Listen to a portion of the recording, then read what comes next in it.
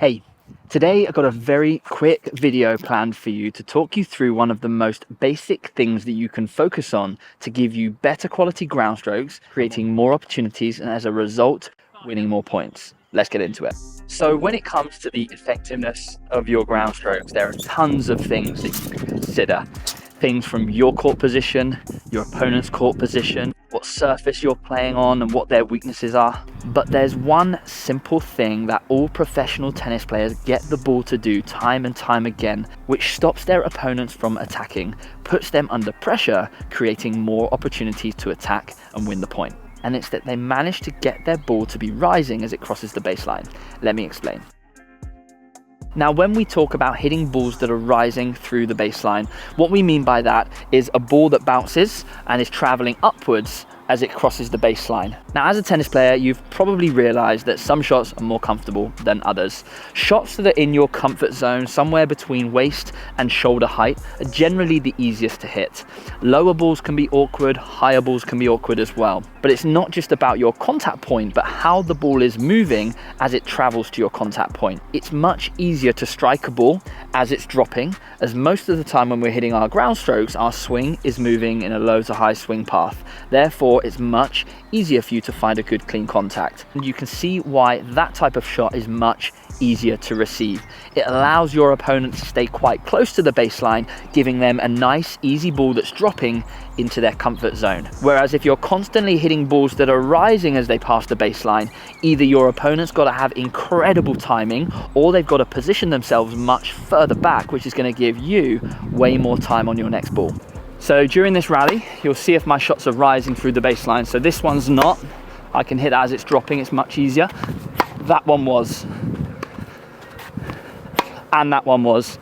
And when that ball is rising like this, you can see I'm pushed back onto my back foot, or I'm forced to hit a really tricky shot like that. Good shot. If my partner hits the ball and it's falling as it crosses the baseline, then it's going to be much, much easier for me to time.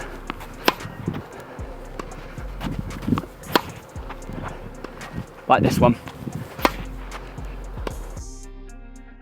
Now here's the good part, there are different ways that you can get your shots rising through the baseline. So no matter what your game style is and how you like to play, there's definitely a way that you can do this consistently. This is because there are 4 different ball characteristics that you can focus on to improve the quality of your shots, to ensure that they're rising through the baseline. Number 1 is depth.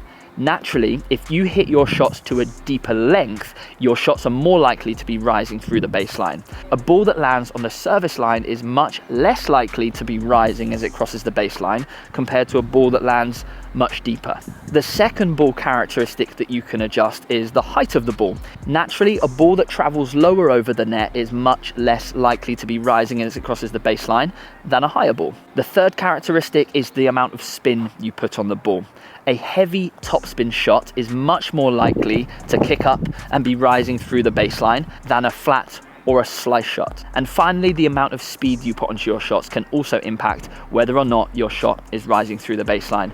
The faster your shot is traveling, the more likely it is to be rising. Now, the reason why I said that there are different ways to get your ball rising through the baseline is you don't need to use all 4 of those characteristics at once. You can do it by just using 2 of them. In fact, if you look at players like Rafael Nadal, players that hit with really heavy topspin, they hit their shots much shorter in comparison to flatter hitters, as their shots have a combination of spin, height and speed. Rafa's forehands that land a meter behind the service line, because they're so fast and spinny, are able to be rising as they cross the baseline. This is one of the key benefits of hitting with heavy topspin. You can see Rafa can afford to hit his shots much shorter, meaning he's got much less risk of hitting the ball long, and because he hits with so much shape over the net, he's unlikely to hit the net too. Whereas if you had a flatter hitter hitting their shot to that depth, they're either going to hit the net or it's going to be sitting up in their opponent's comfort zone. Where flatter hitters get their shot quality and effectiveness from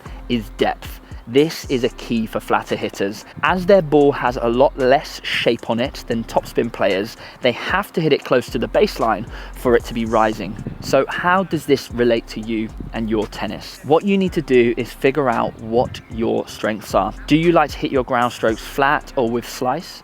If so, you should really prioritize the depth of your shots. If you're a player that hits with more topspin, maybe you should be focusing on the height and the speed of your spin. This is going to allow your shot to be rising through the baseline even if you hit it a little bit shorter.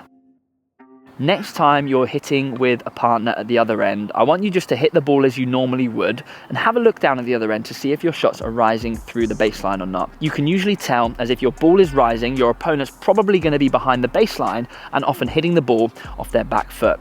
If they're constantly stepping into the court or stepping into their shots, you can see that your ball is probably falling as it crosses the baseline. This is what we want to improve. Once you've hit a few balls with your partner and you're looking at your shots at the other end, I want you to focus on adding one of those 4 elements that I mentioned. It might be that during your rally, when you start off with, you notice that your balls are dropping a little bit too short. So naturally, you would want to focus more on your depth or maybe even your height to get your shots rising through the baseline.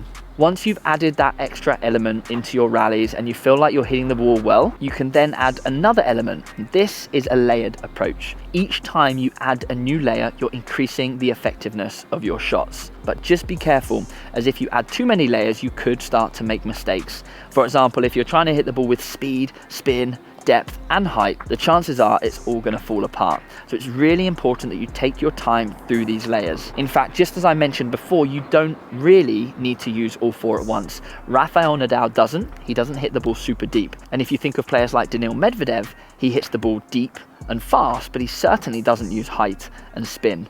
So try to stick to things that are going to suit your game style. And as long as you're doing 2 or 3 of them, your shot's going to be pretty effective.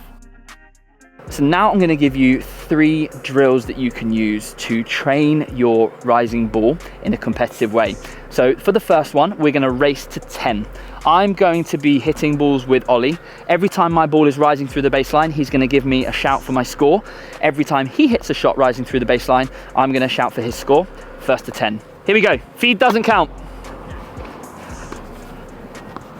Not quite. 1. 2, 3, 4, 4-2, feed doesn't count. 5.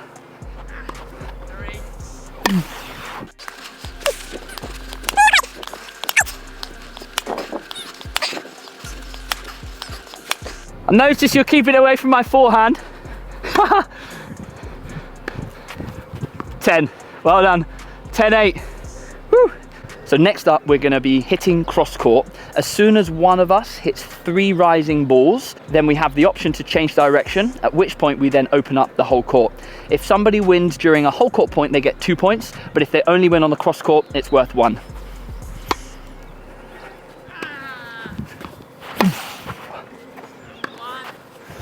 1, 2. Yeah, so that would be a 2-pointer as we open up the full court. So 2 love. 1, 2,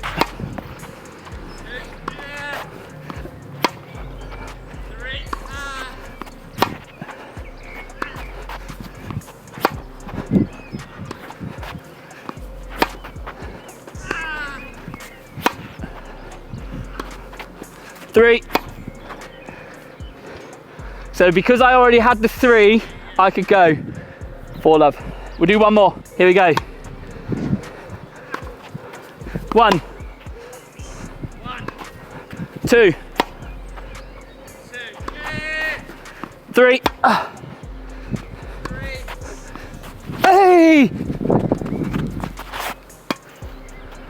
6. He should have gone line. So final drill you might have seen on this channel before is called casino tennis. Normally you count the rally and whoever wins that point scores that amount of points. But in this one, we're only going to be counting the rising balls. So if during a point, Ollie hits 3 rising balls, I hit 2, but I win the point, I score 2.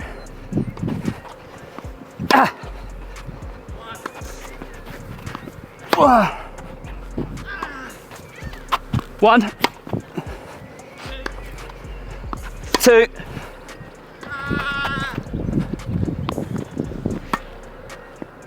missed it. So that's 2 love to you.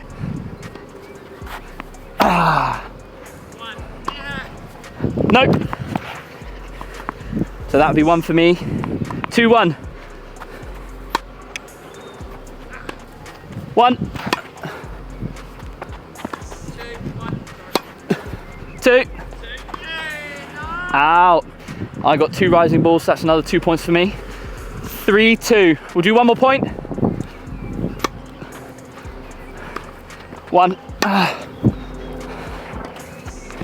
Okay, so although I won the point, I didn't score anything there. Still 3-2. 1. Not quite.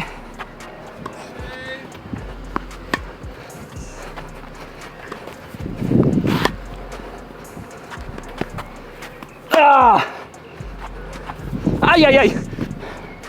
How many did I get? 2. So they're just 3 fun ways that you can get competitive while still working on hitting those shots rising through the baseline.